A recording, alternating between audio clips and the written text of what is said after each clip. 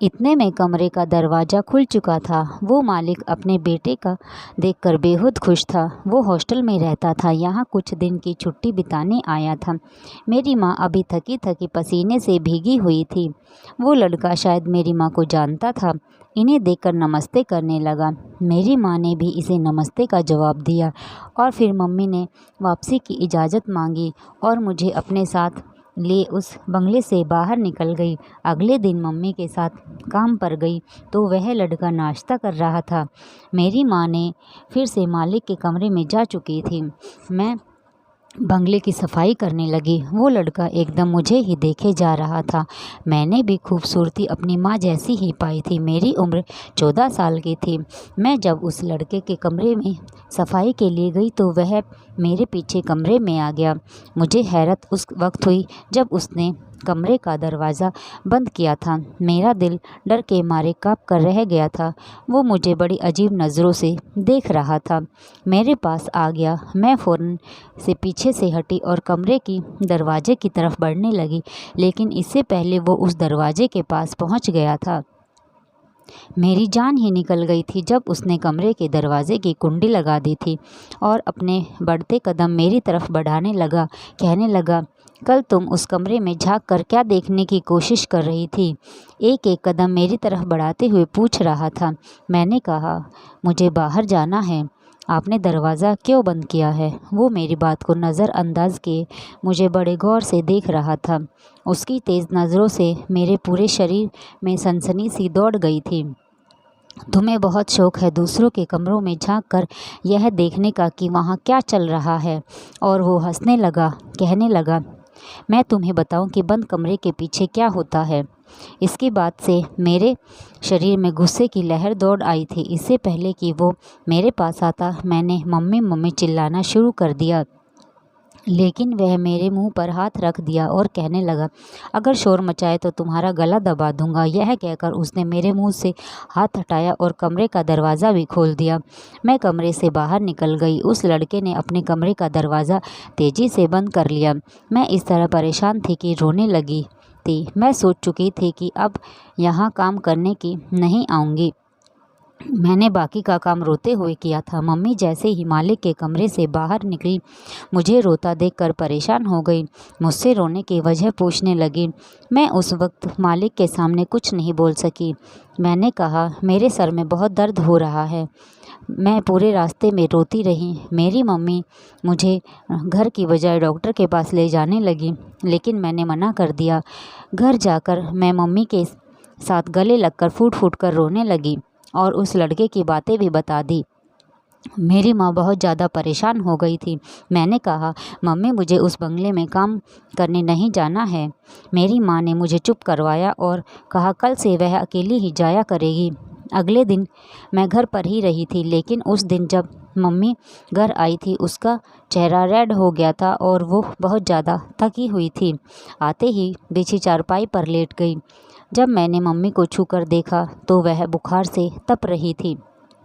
मैंने जल्दी से मम्मी को पानी पिलाया, खाना खिलाया, घर पर रखी बुखार की दवाई भी दी थी। रात भर मैं मम्मी का सर दबाती रही। उन्हें अभी भी तेज बुखार था। वो नींद में भी हाय हाय कर रही थी। मेरे पास रिश्ते के नाम पर सिर्फ एक मम्मी ही तो थी। अगर उसे भी कुछ हो जाता तो मैं कैसे जी सकती थी। सुबह तक मम्मी का बुखार तो काफ़ी कम हो गया था, लेकिन थकावट बहुत ज़्यादा थी। इसके बावजूद वह मालिक के घर जाने को तैयार थी। मैंने माँ से कहा कि आज वो छुट्टी कर ले, लेकिन वह कहने लगी कि छुट्टी नहीं कर सकती वरना नौकरी छूट जाएगी। मैंने कहा, ठीक है, आज मैं अकेली काम पर चली जाती हूँ। मेरी बात सुनकर मम्मी की रंगत उड़ गई थी। कहने लगी, नहीं, मैं तुम्हें अकेले कभी नहीं भेज सकती। इस बार मम्मी के साथ मैं भी उस बंगले में चली गई, लेकिन मेरी माँ की तबीयत ठीक नहीं थी। वहाँ पहुँचकर वह बिल्कुल बेहाल सी हो चुकी थी। मैंने उनसे कहा कि वह एक जगह बैठ जाए और सारे काम मैं खुद कर लूँगी। वह ज़मीन पर एक कोने में बैठ गई। उस मालिक का बेटा मुझे आज कहीं भी नज़र नहीं आया था। शायद वापस हॉस्टल जा चुका था। मैंने पूरे घर की सफाई की। मम्मी एक कोने में बेहाल सी लेटी हुई थी।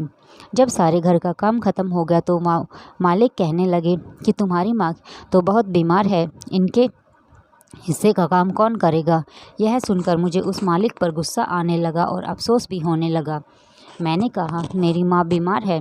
वो कहने लगा, मैं कुछ नहीं जानता, मुझे अपना काम पूरा करवाना है। तुम्हारी माँ से नहीं होता, तुम करो। मैंने हामी भर ली।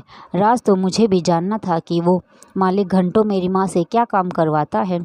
जो मेरी माँ की अलमारी में हज़ारों के कई नोट पड़े रहते हैं। लेकिन जैसे ही मैं मालिक के कमरे में जाने लगी, मेरी माँ मुझ पर चिल्लाने लगी, कहने लगी कि तुम अंदर नहीं जाओगी। शायद मेरी मम्मी पास में ही थी, इसीलिए मेरी और मालिक के बीच की बातें सुन ली थी।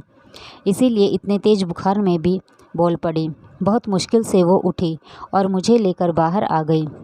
शाम को मैं अपनी मम्मी को डॉक्टर के पास लेकर गई।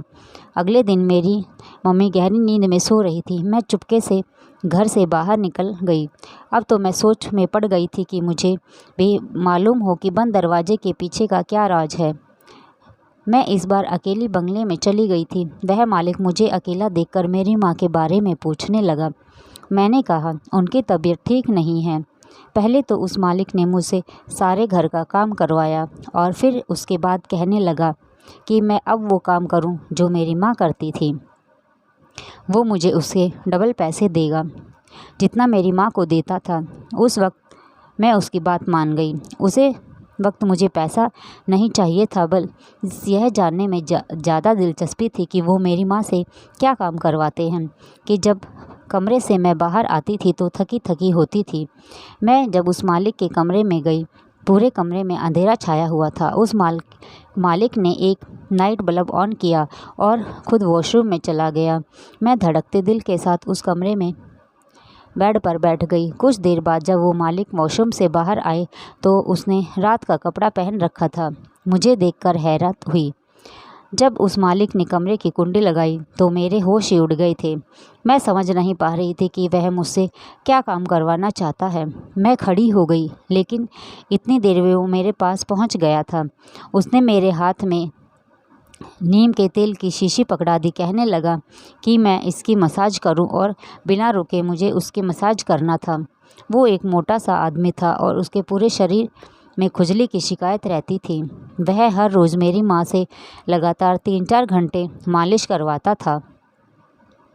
वो कहने लगा, मैं तुम्हारी माँ को अपनी बहन मानता हूँ और मैं इस बीमारी के बारे में किसी और को नहीं बता सकता। मेरी माँ